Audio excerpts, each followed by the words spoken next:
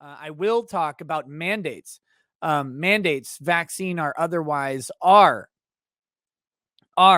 the tools of the devil, and the devil is the state. Make no mistake, Satan does not ever have to be a man, because the state has fulfilled the role of whatever your Satan may be.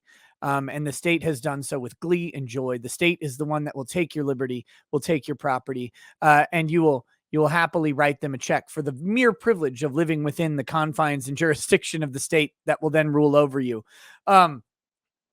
It is the persistently most oppressive form of anything that exists, because all power, all power that should be held by the people is derived through the state in the modern era, not derived appropriately from the people and lent to the state as our founders envisioned.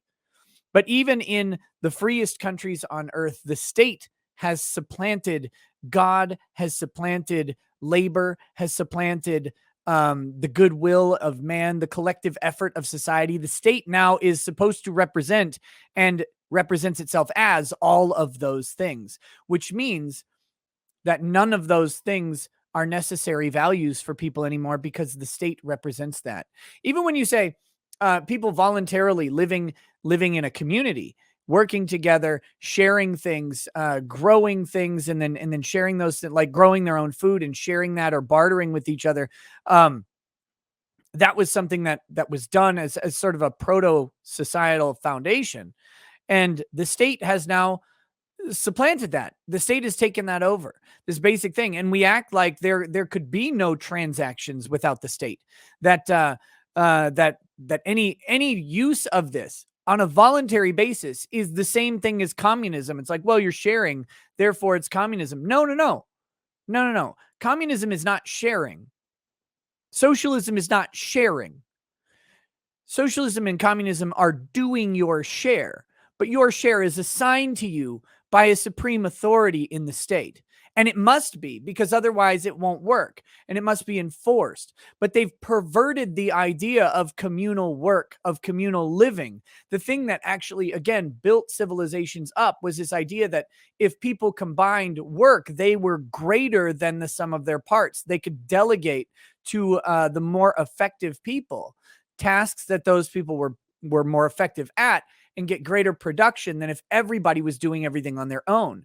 They can more effectively and economically utilize space, resources, and produce greater yields, and then benefit from the time that they saved from having to do everything on their own. That did not come from government. That's what ended up forming government. But then government took over. The state took over that sort of organic distribution, and now is on a path towards mandating that distribution. Mandate. You must do.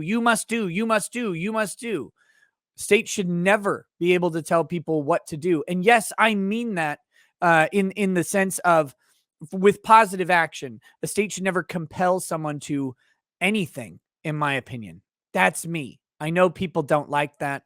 Yes, I'm talking about helmets. Yes, I'm talking about seat belts. Yes, I'm talking about all those things that the government says you have to do this thing. Not you cannot do this thing. That's different. That's restriction. That's not a mandate. But you have to do this thing. That is compelled action that I might not have otherwise taken. And I don't care how much safety it is for me. Life is risk. And in risk, we find reward. We also find peril.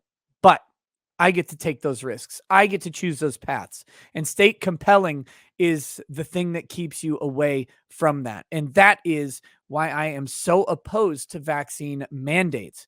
It's not about the vaccine. It's the principle behind the government saying, you must do this thing. You must do this thing. And I will simply say, oh, must I? Oh, must I? No, I must not. Because the other person who I'm being compelled to protect in a sane and ordered world would have the option to never interact with me at all by their choice, because I'm not going to their house and they can keep me out of their property.